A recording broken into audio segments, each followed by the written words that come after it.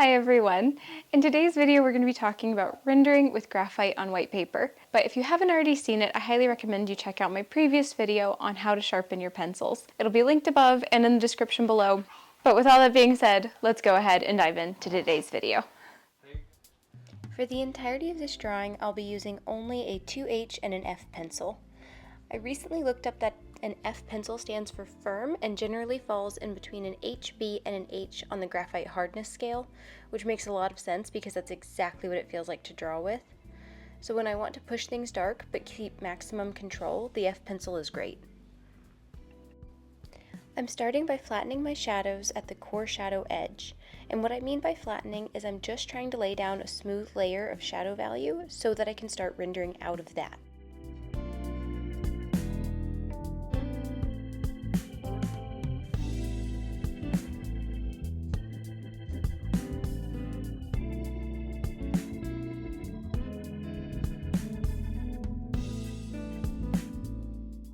Once I have a relatively flat shadow to render out from, I'll start the form pass by rendering a strip.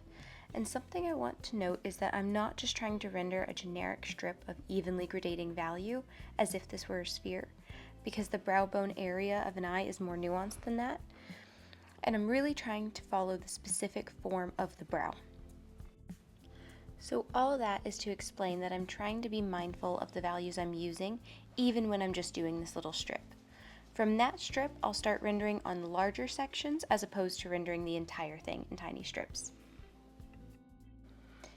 The purpose of just doing a little strip first is essentially to test the waters and get a feel for the form you're seeing before just going at the whole thing in one go.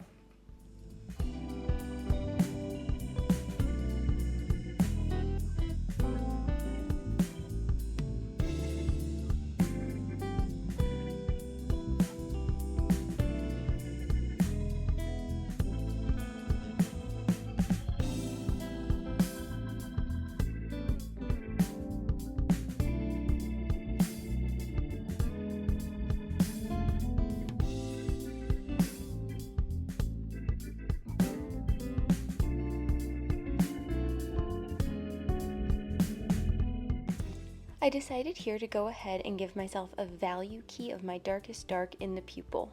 Since I'm working on white paper, I already have my lightest light established, but if this were tone paper, I would want to establish the lightest light at this point as well.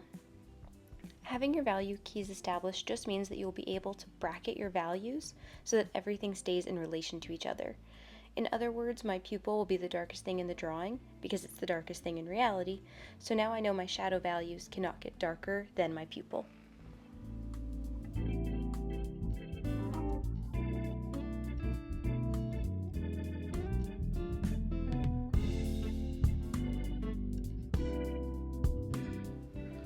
Now, something that struck me while I was working on this is that even though I do work area by area, technically to me an eye is an area, so for this tutorial I'm working a little bit all over, but if this were a whole portrait I would specifically work on this eye as an area before moving on to the forehead or cheek, for example.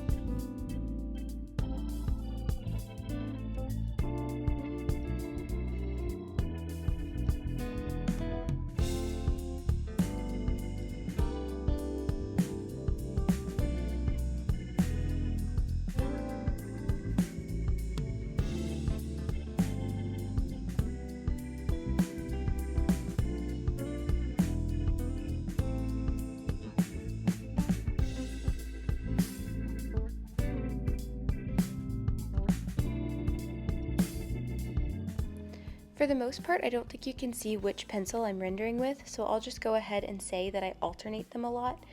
But my general rule of thumb is I block in with my softer pencil, in this case the F pencil, and then I start the initial form value pass with my softer pencil, and then I go back over that value pass with my 2H pencil.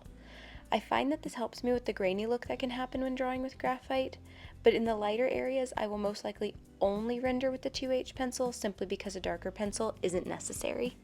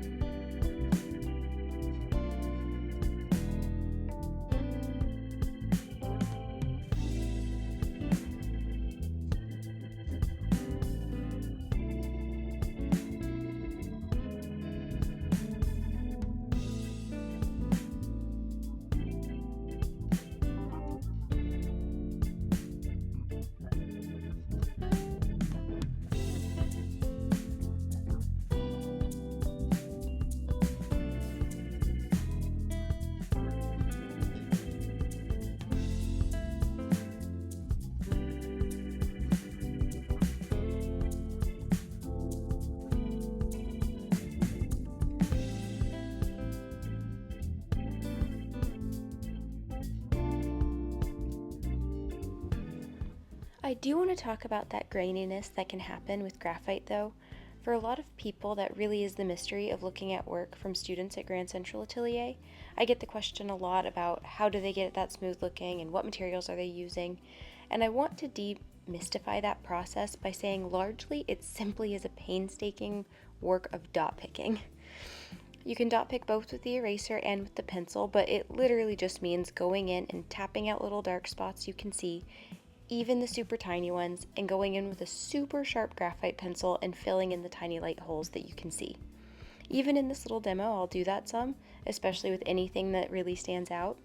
But personally, I don't go through that dot picking process to the same extent that I did while I was a student, because some graphite graininess really doesn't bother me or detract from the work in my opinion. But with regards to materials, this dot picking process can be done on any paper and with any graphite pencils.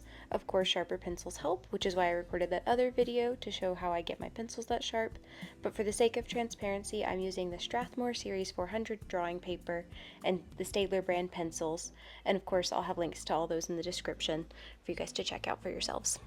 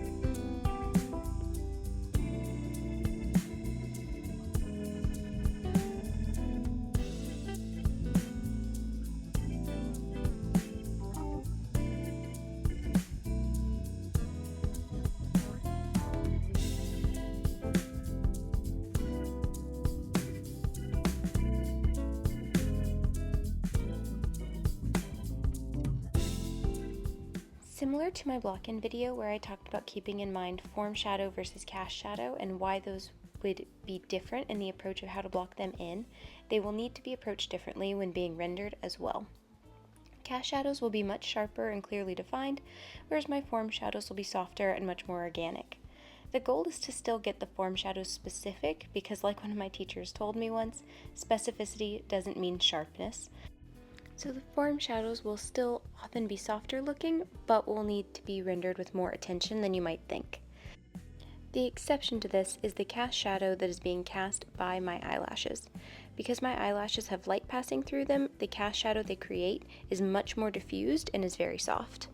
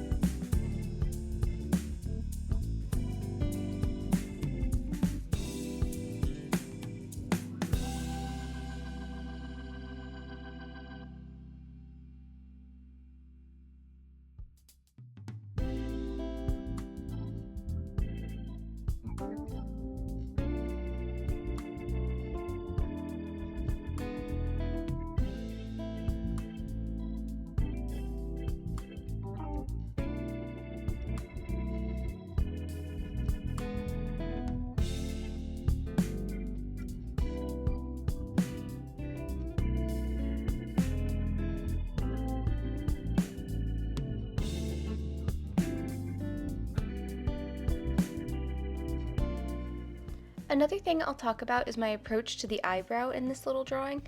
I don't consider myself a photorealist or even the most detailed draftsperson, so I don't go in and render all the individual eyebrow hairs. I'll attempt to hint at them and have an indication of both the eyebrow hairs and the eyelashes, but I will keep in mind more so the visual impression of them and how the light is affecting and catching the hairs as I attempt to draw them. And as I get towards the end, I can add a few accent hairs or erase out with the pencil eraser some accent hairs catching light if I want to sell the effect more.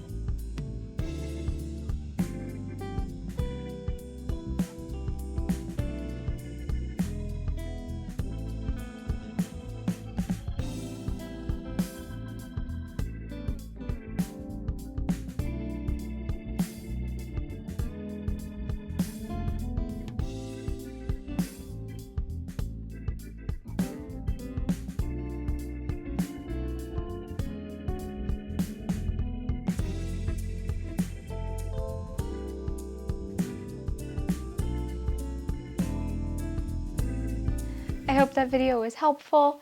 If you're interested in seeing more videos like this in the future, go ahead and subscribe. There's going to be a little bit of a break between this video and the next one I put out, simply because I'll be traveling to teach a workshop in the near future, so I'm not going to have as much time, but the next one will be coming out in the month of April, and I hope to see you then.